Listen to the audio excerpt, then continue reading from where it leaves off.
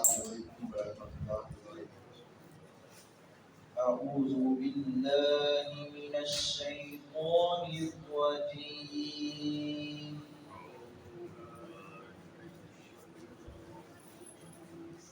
بسم اللہ الرحمن الرحیم۔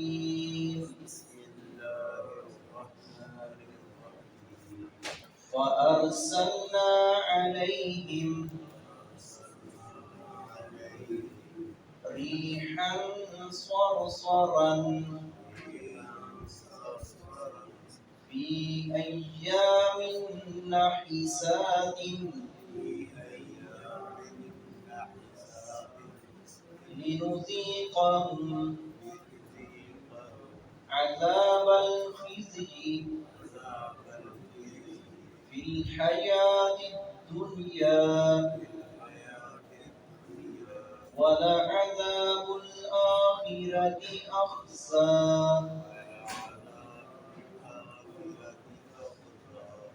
وَهُمْ لَا يُنصَرُونَ۔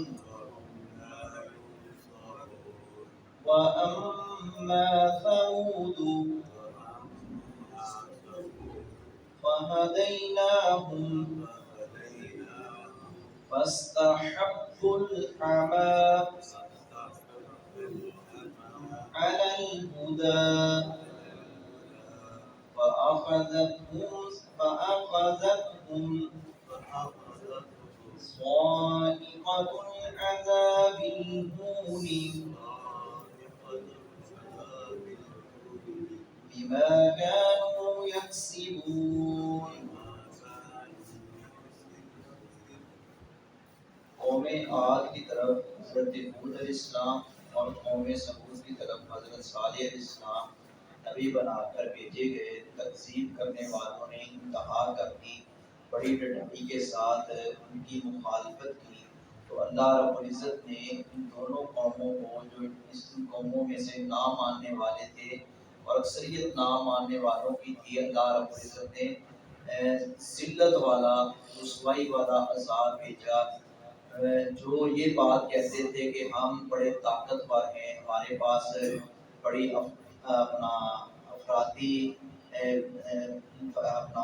جو ہے لوگ ہیں، افراد بہت زیادہ ہیں، اور اسی طرح انہوں نے نبیوں کی تکذیب کرنے کے لیے مختلف قسم کے ہیلے بہانے کیے اور اعتراضات بھی کیے، اور وہ سمجھتے تھے کہ نبی جو ہوتے ہیں وہ فرشتہ ہوتا تو ہم نبی مانتے ہیں۔ اہل مکہ کا بھی یہی کہنا تھا نبی کریم صلی اللہ علیہ وسلم کے بارے میں۔ تو اللہ رب العزت نے قوم عاد پر جو عذاب بھیجا، 7 راتیں اور 8 دن تسلسل کے ساتھ سخت اور سرد ہوا چلی، جو ان کی گردنیں تن سے جدا کر دیتی تھی، اور یہ اس طرح عذاب آیا کہ ان کے لیے یہ دن جو ہیں ان لوگوں کے نزدیک یہ نحوست والے دن تھے۔ اور جبکہ اللہ رب العزت نے اسی طرح قوم ثمود کے بارے میں ان کا بھی اللہ نے تذکرہ کیا ہے کہ جن کو ایک چیخ کا عذاب آیا کہ جس سے ان کے کلیجے پھٹ گئے۔ اس قدر شدت والی اور تیز ترین اور ڈراؤنی اور خوفناک آواز تھی کہ وہ اس کی زد میں آ گئے، اور ایسے ہی وہ ہلاکت ان کی ہوتی چلی گئی۔ کیونکہ انسان کی ایک حد ہوتی ہے سننے کی، کہ ہمارے پاس تھوڑا سا بھی اونچی بولے تو ہم کہتے ہیں یار آپ ہمارے کان پھاڑ رہے ہو۔ یہ کانوں کے پردے نازک سے ہوتے ہیں، جسم کے دیگر اعضاء ہیں، آنکھیں ہیں، ہاتھ ہیں، کان ہیں، زبان ہے، انسان سارے کا سارا نازک ہے، کمزور ہے، اور بعض اسے تو انتہائی نازک ہیں۔ تو اللہ رب العزت نے خود فرمایا پوری کل انسان ضعیفہ، انسان کمزور پیدا کیا گیا ہے۔ تو پھر بڑائی کس بات کی، اپنے آپ کو اونچا کرنا یہ کس بنیاد پر؟ اپنے آپ کو ہمیشہ عاجز انکسار ہی سمجھنا چاہیے اور رہنا چاہیے۔ کسی کے اندر خیر ہے، چاہے کوئی منصب مل جائے، چاہے روپے پیسہ آ جائے، انسان کو ہمیشہ اللہ کے آگے جھکتے رہنا چاہیے، اور شریعت نے جو احکامات، جو حدود و قیود لگائی ہیں اس کے اندر رہنا چاہیے، ان کو پامال نہیں کرنا چاہیے۔ فَأَرْسَلْنَا چنانچہ ہم نے بھیجی علیہم ان پر ریحًا ہوا، صرصراً سخت، فی ایام نحسات منحوس دنوں میں، یہ ان کے لیے عذاب کے اعتبار سے نحوست والے دن تھے، جبکہ دن کوئی نحوست والا نہیں ہوتا، لیکن ان لوگوں کے نزدیک یہ نحوست والے دن تھے، کیوں؟ ان کے اوپر اللہ کا قہر، اللہ کا غضب آیا۔ تو یہ جبکہ اسی طرح بعض دن جو ہوتے ہیں کسی کے لیے وہ خوشی کے ہوتے ہیں، اور وہی دن جو ہے کسی کے لیے غمی کا بھی ہوتا ہے۔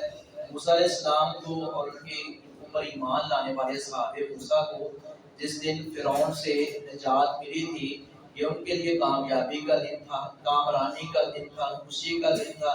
اور جو فرعون اور اس کے اصحاب جو ذلیل و خوار ہوئے، جن کا جو غرق ہو گئے، ان کے لیے یہ دن نحوست والے اور المناک دن تھے۔ لنذیقہم کا تاکہ ہم چکھائیں ان کو عذاب الخزی، رسوائی کا عذاب، ذلت والا عذاب۔ اللہ رب العزت فرما رہے ہیں کہ ہم ان کو چکھائیں۔ حالانکہ یہ کوئی چکھنے والی کوئی چیز ہے، یہ ان کی سرزنش، ان کو ڈانٹ پلائی گئی ہے، اور ان کو اللہ رب العزت نے اس طرح کے الفاظ بول کر ان کو بتایا ہے کہ تم یہ چکھو اس کو، تم طرح طرح کی باتیں کر دے۔ پھر حیات دنیا، دنیا کی زندگی میں، یہ دنیا کی زندگی میں اللہ نے عذاب بھیجا جس کا وہ سامنا نہیں کر سکے۔ آخرت کا عذاب تو اس سے کہیں سخت ہے، والا عذاب الآخرت، اور بندہ آخرت کا عذاب اخزا، بہت زیادہ رسوا کرنے والا ہے۔ یہ تو دنیا کے اندر جو اللہ نے عذاب بھیجا ہے، جو آفت بھیجی ہے، یہ تو اس سے کو یہ اس رسوائی سے نہیں بچ سکے، وہی ان کے لیے بہت بڑا عذاب تھا۔ اللہ نے اس کو چھوٹا عذاب قرار دیا ہے، والا نذیقنہم من العذاب الادنی دون العذاب الاکبر لعلہم یرجعون۔ اللہ رب العزت فرماتے ہیں ہم بڑا عذاب دینے سے پہلے چھوٹے عذاب دیتے ہیں، چھوٹے عذاب چکاتے ہیں، شاید کہ لوگ یہ عذاب دے کر واپس پلٹ آئیں۔ اس کو اللہ نے چھوٹا عذاب کرا دیا ہے، تو یہ آخرت کا اس سے بھی زیادہ رسوا ہے، وہم اور وہ لا ینصرون، نہیں مدد کیے جائیں گے، وہاں کوئی مدد کرنے والا نہیں ہوگا۔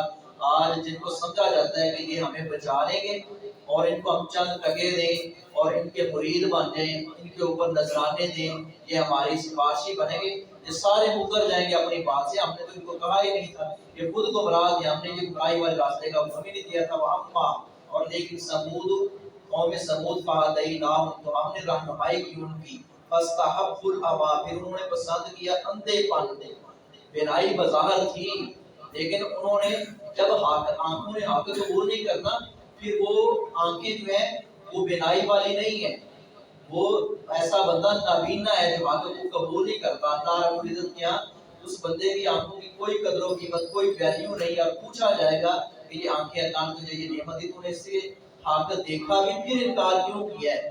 فاستحب العمى، پھر انہوں نے پسند کیا اندھے پن کو۔ اللہ نے رہنمائی کی، انہوں نے پسند کیا نہیں جی ہم ایسے جسے لگے ٹھیک لگے۔ الہدا، ہدایت پر انہوں نے یہ گمراہی کو پسند کیا، ہدایت پر انہوں نے اندھے پن کو پسند کیا، جہالت کو پسند کیا۔